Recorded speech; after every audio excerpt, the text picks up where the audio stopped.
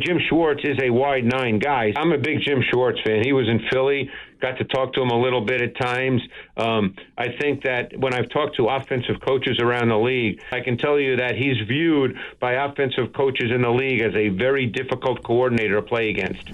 Talk to us about Jim Schwartz as a defensive coordinator. What's his style? Would that be a good fit with what the 49ers have done in the past versus now?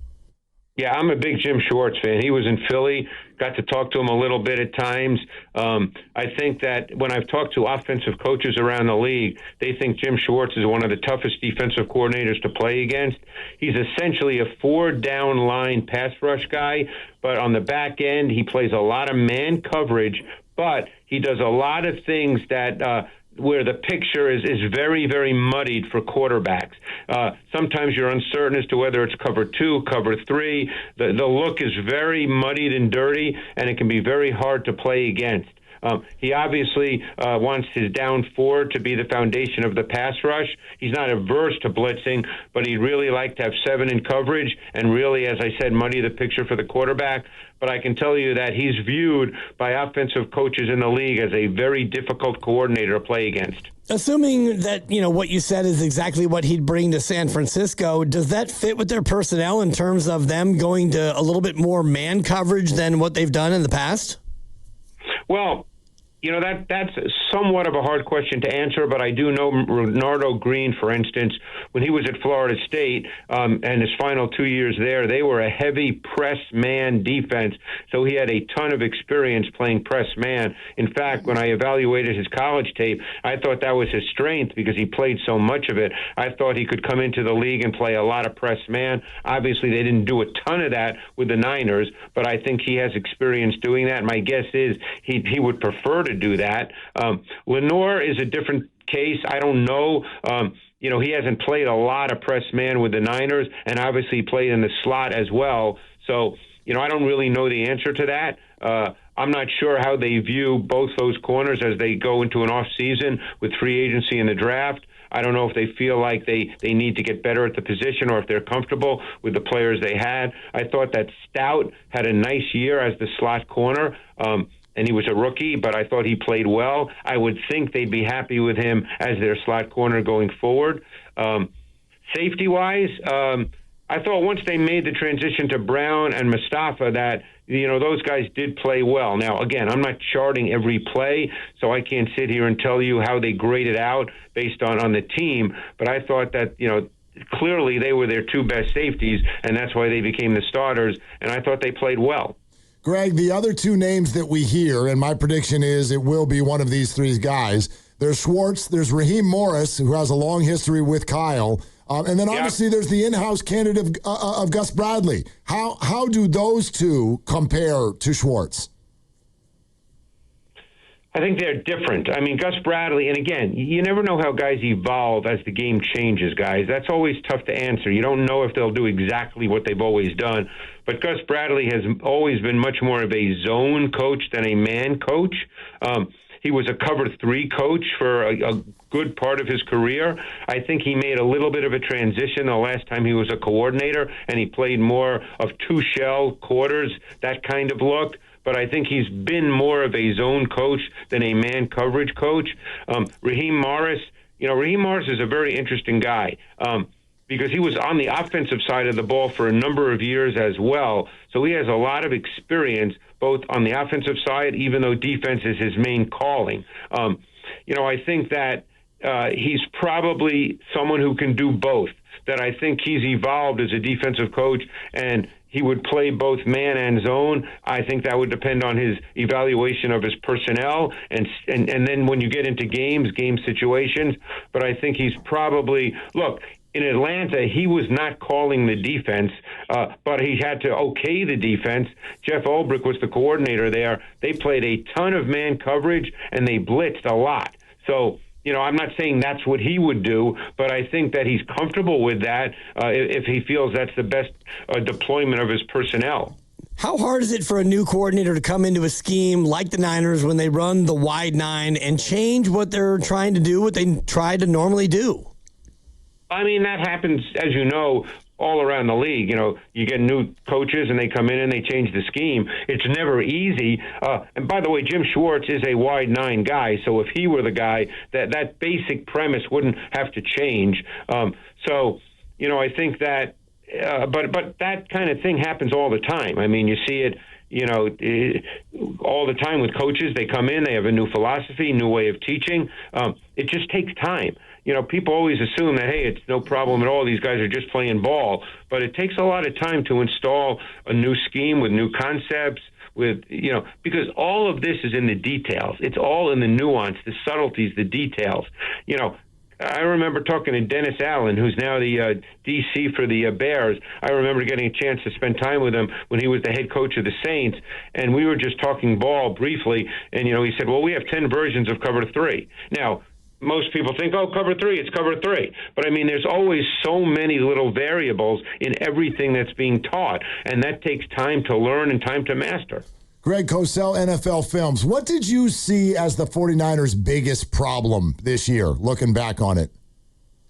I would say an inability to rush the quarterback with their down 4. And I would say, the wide receiver group was not what you'd like it to be at the NFL level. But I think the pass rush was probably, it's tough to play in this league if you can't get to the quarterback. It's just really hard. And, obviously Bosa went out very early, and he was the guy.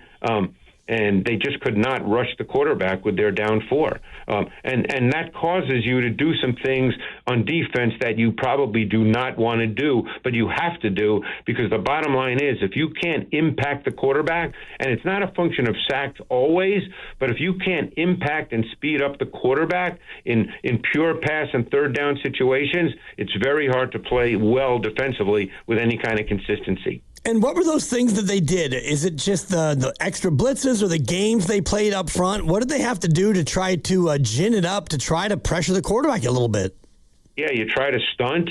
You try to blitz selectively. I mean, I don't think Robert Saleh, and I think he's a very good coach, but I don't think he's a guy that's just going to blitz, because then you have to deal with your secondary. You've got to be able to cover. And you have to feel good about that, because if you blitz, sure, there's zone pressures where you're playing zone behind it. But keep one thing in mind, guys, football is a numbers game. The more people you rush to the quarterback, the fewer you have in coverage. So even if you're playing some kind of zone or zone match, you still have fewer players on the back end to cover. So it's not, people always say, well, you got to blitz. Well, that's easy to say, but then you got to cover. And that's not so easy necessarily. Greg, I know sometimes you hesitate when we ask you to weigh in on things that are more in the opinionated world. But I'm gonna go out on a limb here and ask you for a biggie. Does Greg Cosell think that Bill Belichick is a Hall of Famer? I don't think there's a question about that. Of course, I don't think that's even I don't even think that's even a conversation. Yeah, what the hell happened yesterday, Greg? I can't answer that. I'm not a Hall of Fame voter. Yeah. I'm just a simple man who shows up to work and watches tape. I'm not a Hall of Fame voter. All right, that's fair enough. Hey, you want to? I'd love to get a little thought on this Super Bowl matchup. I know we're going to dive into it more next week. Did I hear that we get to talk to you in person? I will be, all things being equal, hoping we don't get another big storm here on the in the East Coast. I will be arriving in your fair city on Tuesday afternoon, and I'll be on Radio Row all week. Oh, my goodness. I just got from nervous to super nervous. Greg, can I get a selfie? You can. It'll cost you $100, but you can. No, I'm good for it. Absolutely. A quick thought on the matchup. Well, it's hard for me to give quick thoughts. I will do this in detail next week. You know me. Medium thought on the matchup. You know what? On a personal level, because I don't necessarily know the players. I've met a few here and there. I've met Sam Darnold, for instance, when he was coming out of college. On a personal level, I was really glad that Sam Darnold played well. I thought that game was such a fun game to watch. That was really high-level quarterback play on both sides. It made it fun to watch. It's based on the Denver-New England game. It's hard for me to have a great feeling about that because of the weather. The game was different. But I'm actually, in many ways, guys, and this might sound strange for people that know I love quarterback play and love to evaluate it, but I'm really fascinated by these two defenses in this game. I think they're, in some ways, overlooked. I know Seattle, you guys are very familiar, obviously, with Seattle because they're in your division, but I think they have a really fascinating defense with the fact that Emenwari is such an important player because they don't really play a base defense. They play what we call big nickel because he doesn't really come off the field unless it's maybe goal line.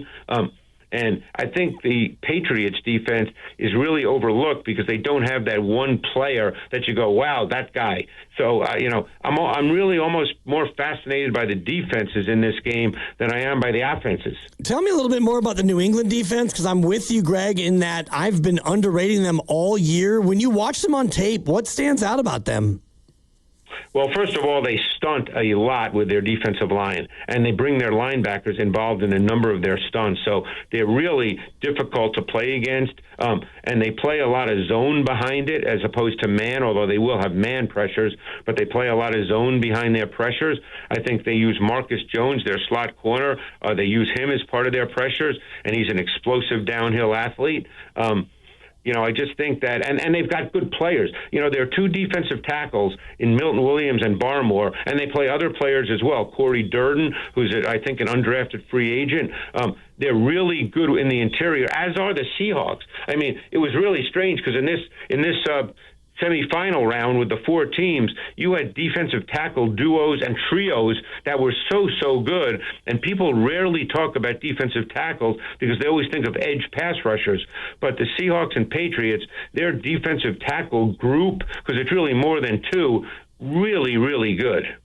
Greg Cosell, NFL Films. Greg, we got to go right now, man. We got to go work on our material if we're going to meet you in person next week. Oh, I'm just a guy, It's funny, guys, because sometimes when people see me like on Zoom or whatever it is, and then they meet me, the first thing I often hear is, wow, you're tall. That's the first thing I hear. How tall are you, Greg? Well, I used to be 6'4", but I'm a little older now, so I'm probably 6'3". Okay, that's tall. Yep. That counts. Oh, yeah. I used to be able, hey, guys, I used to be able to dunk a basketball, but now my vertical's probably about 2 inches. I'm about 6'2", but Dibs is 4'10", so I want you to be ready for that. No, he's not. No, I know. That's what the doctor put today. I went to the doctor, and I got my exit summary, and they had me at 4'10", Greg, and I thought, oh, my goodness, at my weight, at 4'10", I might as well be in a Willy Wonka movie. There you go. You could have, maybe you could have been a Munchkin in The Wizard of Oz. Could have been. More like an Oompa Loompa, but, yeah, you were close there.